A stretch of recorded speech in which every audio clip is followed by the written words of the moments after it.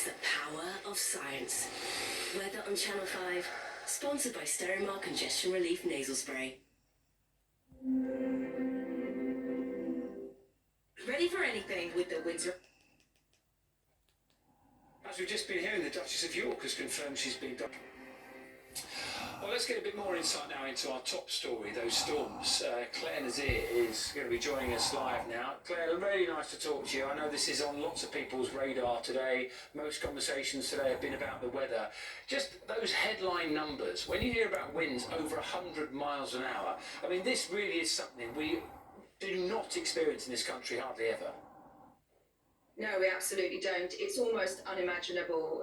Occasionally we do get winds in excess of 100 miles an hour. The storm of 87, Storm Ciarán, about 4 years ago, Storm Eunice. But these are just intense gusts, which are not only so noisy, cause immeasurable amounts of damage. So really unlucky if people experienced that last night, and certainly some people did. It was an incredibly powerful storm. Okay, we know a bit about Storm Isha. Alan Jenkins was in Glasgow earlier. We've seen destruction in various parts of the UK. Tess was talking about what's been happening on the plains as well. And we've also got Storm Jocelyn to think about as well. So how bad will that be and how long will that last? Right, well, Storm Isha was an exceptional storm where we saw winds over the mountains in excess of 124 miles an hour, causing widespread damage across the whole of the country. So most places were impacted.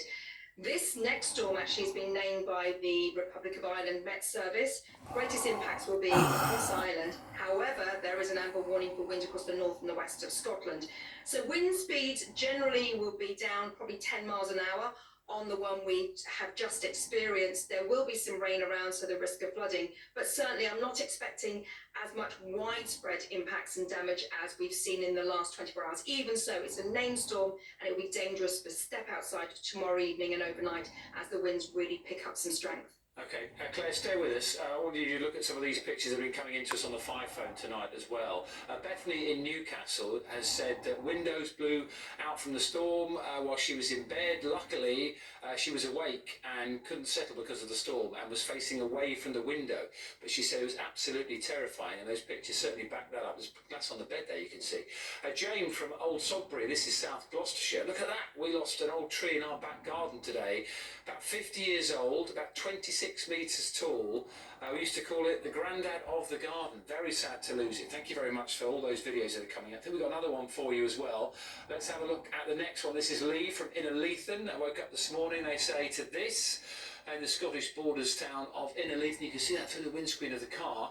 Eamon sent us some footage from his hometown of Galway City, where a large sign appears to have blown down by the wind. Claire's been telling us how powerful that's been.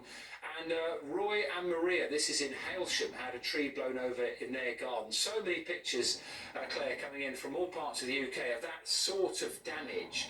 And we've had a lot of storms, haven't we? The season sort of starts in September, and we could be heading for a record number of storms. What's going on with our weather systems?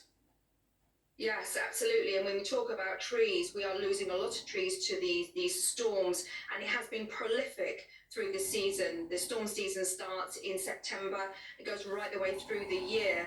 But we've had so many, and we've lost the resilience in our land, really. Uprooted trees, weakened roots, lots of rain on the land, on the ground, crops underwater.